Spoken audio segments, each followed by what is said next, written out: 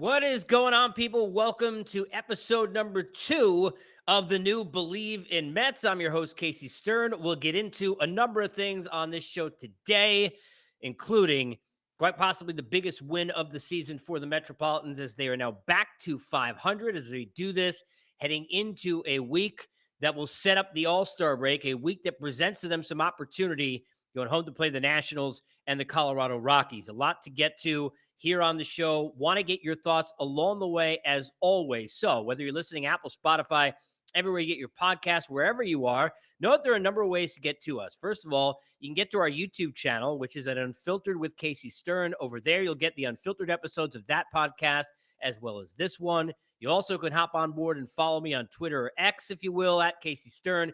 Get up into the bio and there follow through and get to us on YouTube and Instagram and everywhere where you can get to me and get your thoughts on the METS. Plenty of mine coming up here. But first, we're always presented by our good friends at Bet Online. They're your number one source for all of your sports betting needs this season. They've got your baseball, golf, soccer, and all the top fighting as well. UFC, MMA, and boxing. They've got it all. Every stat, every matchup, live odds and spreads. And when the games are being played and once they're over, you can head over to the online casino. They've got blackjack and poker and 150 slot games as well. Get on the website today. Get in on all the action. Use the promo code Bleav. That's BLEAV. You get a 50% free bet credit on your first deposit up to $250 at Bet Online. The game starts here as we start here. And there are so many things to dig into that have gone on in just as I do this the last couple of hours, because it really is a microcosm of a lot of the things that have happened in this season with the Mets, where if we're being fair, and I always try and be that if you don't know me yet, and you know me now just from listening to this podcast, I am a guy who's been a Mets supporter and a diehard forever since I'm a little kid. But I would consider myself more of a realist / pessimist at times than I am an optimist, because we know what it is like. But that's what we saw at the end of this game that wrapped the weekend in this series in Pittsburgh against the Pirates. Because you can make a case that if Edwin Diaz just returning, getting a save after the suspension, being out for almost 2 weeks, that the next day to bring him in for a 4-out save if you're Carlos Mendoza doesn't seem to hold water, to use the My Cousin Vinny term. If it works, great. But if it doesn't, going to chastise the manager, certainly, and then it doesn't. And Diaz blows it. Gonzalez gets the single, and all of a sudden you're down 2-1, and oh my. Then you're sitting there in the top of the 9th inning, and after you get 2 runners on board, you're not able to advance them at all. Get a couple of strikeouts, and then you get as big an at-bat as they've had this season from Mr. Oh My God, Candelita himself, Jose Iglesias, who had the biggest at-bat in this game with that walk. And by the way, at this point, to be fair, when you look at the at-bats that he's got up there versus Jeff McNeil, he got to get a lot of this playing time at second base. Sorry. Iglesias' defense, obviously, we understand what that is. But right now, his at-bats at the bottom of the lineup are much more productive. And this, as productive as we've seen, as big an AB of the entire season, even though we've had a lot, even just when you think about this week and this game. Another big hit by Bader, for example, to make it first and second in the top of this 9th inning. But this was a huge AB by Iglesias to then set up the game-winning knock from Lindor to put the team up a run and give Diaz a chance to lick the wounds, get back out there. Again, dicey. 25 minutes, I think, was the break. And, not pitching for a couple weeks. I know it was an injury. It's a suspension. But the guy coming up with an injury last year, hadn't been that great this year. Wanted to feel good about himself and feel positive and all of that. But at the same time, we understand the state of the Mets bullpen, mind you. And that'll be a big question heading towards the deadline. But you wonder whether or not that's the right thing to do, to put yourself in a position to wait 25 minutes and then put him back out there. But he went back out there. And he gets the job done. But he's not able to get back out there to do that without the guy that all of you, now you can go back to podcasts and Unfiltered, you can go back to guest spots that I've done, whatever, all during the course of the season, where I sat there at the beginning of the year saying that people were nuts to sit there after the year Lindor had last year. I don't care what the contract is. When you think about the year he had last year, and it should have shut up everybody that's rooting for the Mets. right? None of the people who are sitting there and worrying about the amount of money he's getting paid who are elsewhere. I'm talking about if you're a Met fan and you understand and get what that dude did a year ago and how he performed, that people were getting on him before we even sat there and the calendar said May, we're freaking nuts. But where are those people now? There are no apologies. Good for Francisco Lindor keeping a smile and going through everything that he did, and give him a ton of credit for handling it the way he handled it, to be fair. But where are those people now? Shh, they quiet. Not a sound. Hear that? Silence. Back into mom's basement.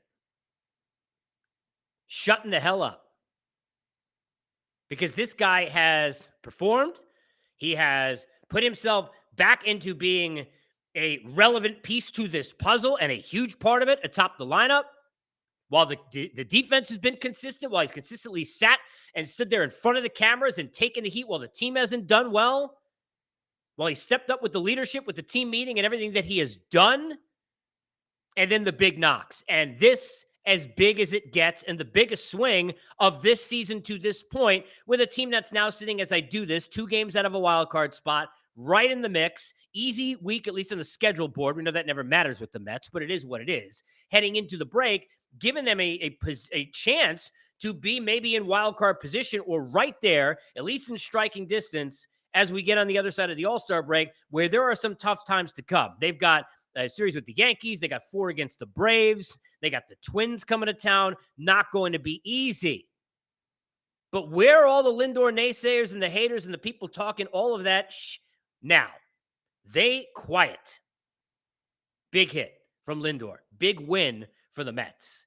Now, what does it all mean? Is, one of the questions like no Met fan wants to get into. And I feel like it's hard to be honest with Met fans because they get mad at me, and a lot of times I get a lot of crap on Twitter over the years as somebody who's like a closet Met hater, like I'm rooting for them to do poorly, which is ridiculous. I've got an 86 plaque behind me. If you're watching this right now on YouTube or Facebook or anywhere that I'm putting this up.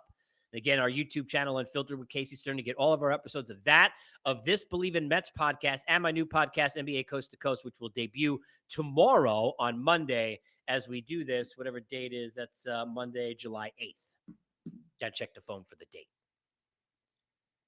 If you look at the Mets season, it is a blessed thing to be sitting there at 500 right now and a couple of games out of a playoff spot.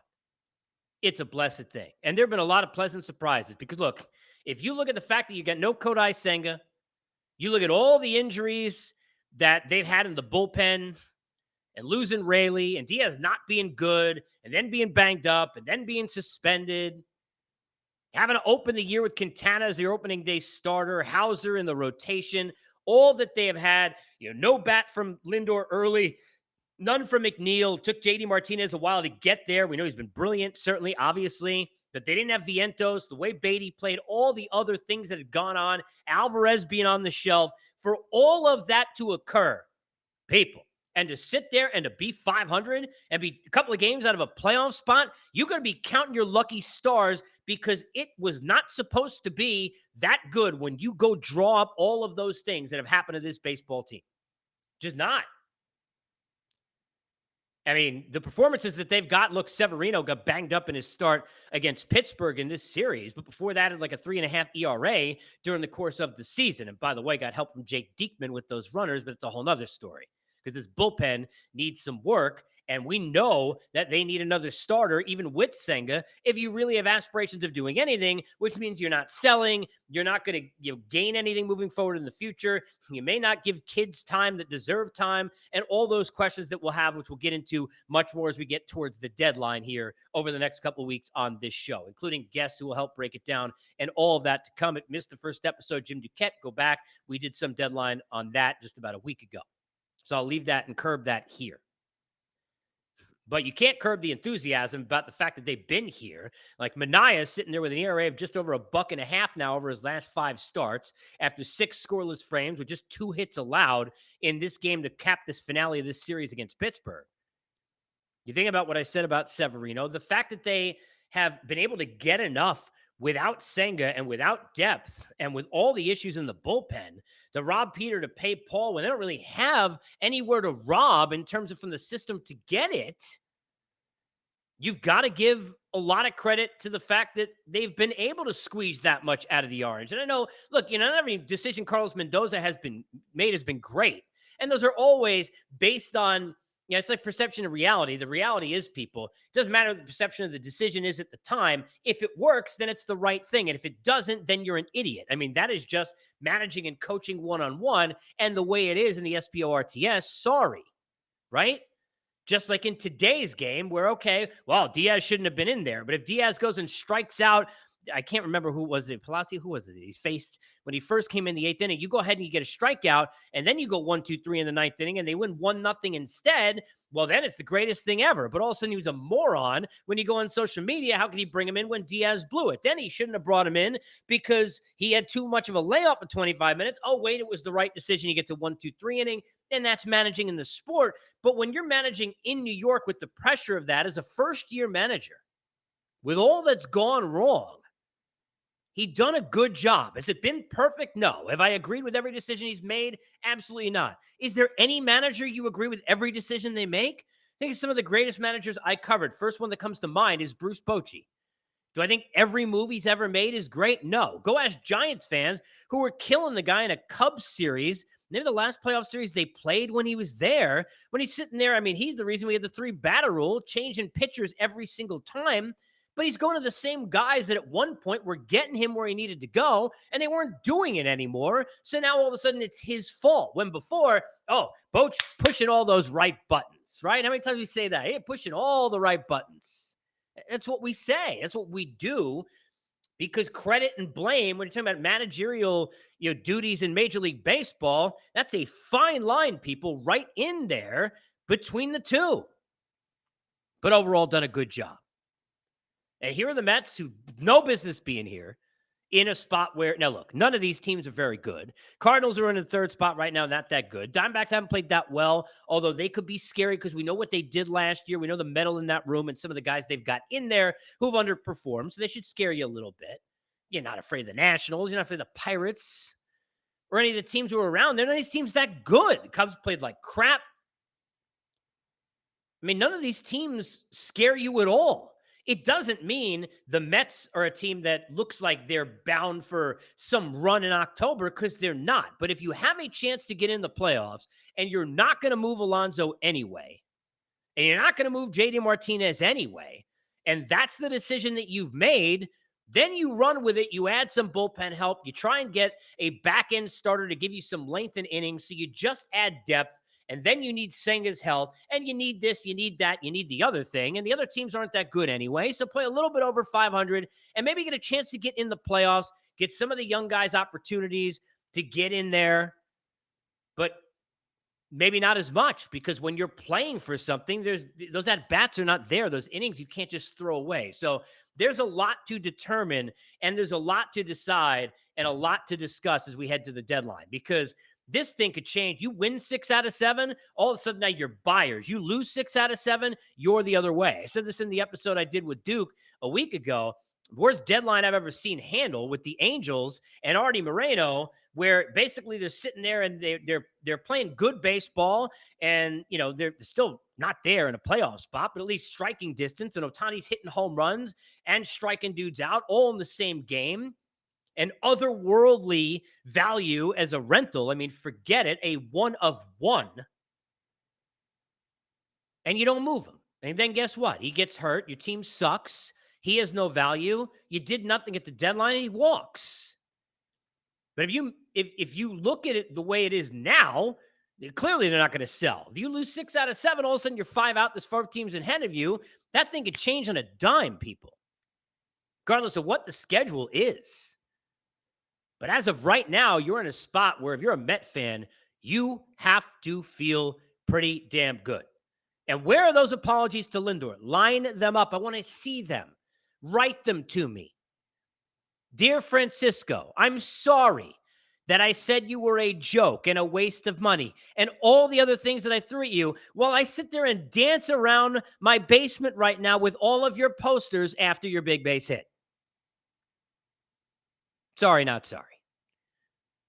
More Bleav in Mets coming up this week. Guests coming up this week. Also, new Unfiltered's coming up this week, and the first Coast to Coast all this week. And you could follow it all and get me, Twitter, X, if you will, at Casey Stern. You could jump on Facebook, on Instagram, at Unfiltered with Casey Stern, the YouTube channel, which has all of our videos of all the podcasts, all the analysis, all the guests, and more, including right here at Bleav in Mets, the new edition, the new version, episode 2 in the books.